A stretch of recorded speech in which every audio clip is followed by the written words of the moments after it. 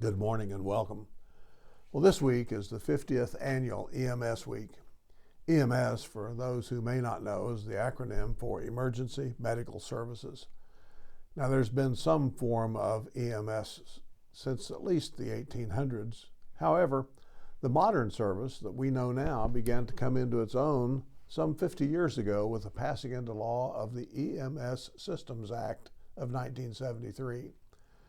Now, that law provided funding for the creation of more than 300 EMS systems across the nation, as well as to set aside funding for future planning and future growth. And it was during this time that, as EMS was establishing a stable foothold in the nation, emergency medicine began to establish itself as a distinct specialty. EMS has continued to evolve over the past half century into a core critical subspecialty of emergency medicine. According to one of the websites dedicated to EMS Week, this week is set aside to, and I quote here, recognize the 50th anniversary of the first National EMS Week.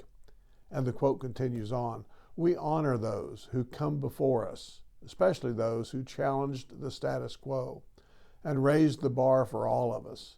And at the same time, we look forward, building on their efforts and committing ourselves to forge a future for the next generation of EMS professionals to serve their communities. Unquote. The smock that I'm wearing today, well, it fits a little bit more tightly than it did some 30 or more years ago. Now, either it has shrunk hanging in the closet or I've grown a bit since then. And of course, my time for active service has long passed. No longer can I jump out of bed in the middle of the night when the pager goes off, dress and run to my vehicle and get to the ambulance garage within 5 minutes. I haven't kept up with the advances in emergency medicine over the past, 20 or so years. My training is somewhat more fuzzy now than it used to be, and I just no longer have the energy and frankly the desire to pull all-nighters and then go to work the next day.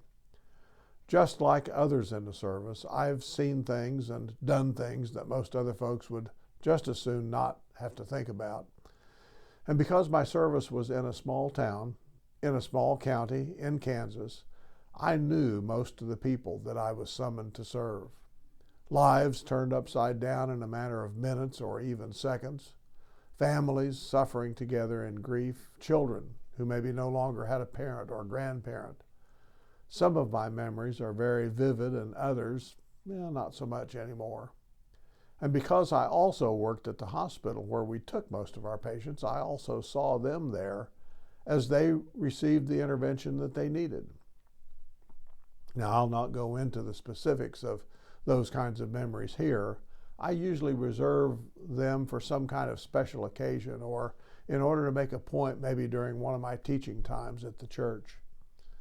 Although many memories fade over time and the exactness of those memories changes somewhat, many are vivid enough that even now I believe I could retell them and tell them pretty much as they really happened. EMS has come a long way from the 1800s and even from the early days of the modern EMS system back in the early 1970s. Many women and men have given much time, resources, and energy to the development and implementation of a modern pre-hospital medical care system. Governments have poured billions of dollars into equipment, training, policy, procedure, and human resources. Untold thousands of individuals have taken the training and have worked or even now work on either a volunteer or a paid basis to provide care to those in need. Volunteer services, by the way, are the backbone of many smaller communities, mainly in rural areas.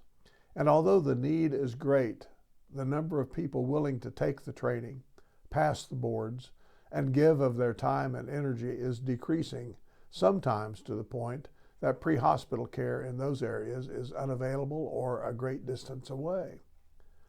One doesn't need any kind of medical background in order to receive the training and instruction needed to become an EMT or a paramedic.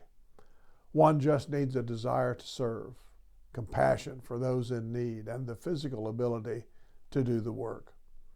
I can tell you as a former EMT that the work is demanding, it's rewarding, it's sometimes mentally and emotionally exhausting, and it's satisfying. If you know someone who works in pre-hospital care, either as a volunteer or as a vocation, let them know that you appreciate their service, and to understand that you never should take EMS services for granted or assume that an ambulance will always be available for you or a loved one. In some locations, EMS is in a precarious position, in danger of going away entirely or becoming much more difficult to support. Budget cuts, lack of volunteers, relatively low pay, and other factors are choking off good pre-hospital care in some areas. And in some places, there are few or no hospitals for ambulances to take their patients. Just be aware. Know what is happening in the pre-hospital care system. And finally, celebrate, along with us, EMS this week. Blessings.